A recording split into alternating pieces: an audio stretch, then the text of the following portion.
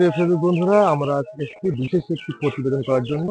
এই প্রতিবেদন করার জন্য চলে এসেছি যেটা সদর উপজেলার গান্না বাজারের ফুলের বাগান। আমরা এখন যে বাগানটাতে আছি, এই বাগানটি হচ্ছে চন্দ্রমল্লিকার বাগান। এর পাশে রয়েছে জারবেরা ক্ষেত এবং তার পাশে রয়েছে গোলাপের।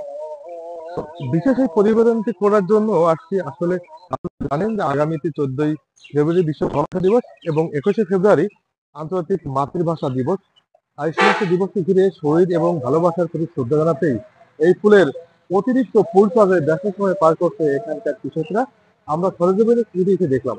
এবং এই ফুল গত কয়েকদিন আগেও যে ফুলের দাম ছিল খুবই কম, কিন্তু বর্তমানে এই ফুলের বাজার কিন্তু অনেক বেশি, যা কৃষকের মুখে নতুন সম্ভাবনার হাসি দেখতে পাচ্ছি যে এই ফুলের দামকে ঘিরে।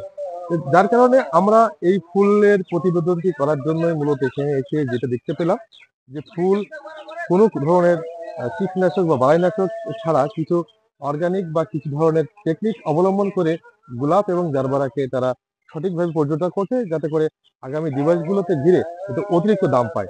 যাই হোক বন্ধুরা, আমরা এই ফুলের বাগানে এসে নিজেদেরাও খুব অনেক আনন্দিত হয়েছি, কারণ অনেক দিন ফুলের বাগান আসা হয় না এবং দেখা হয় না।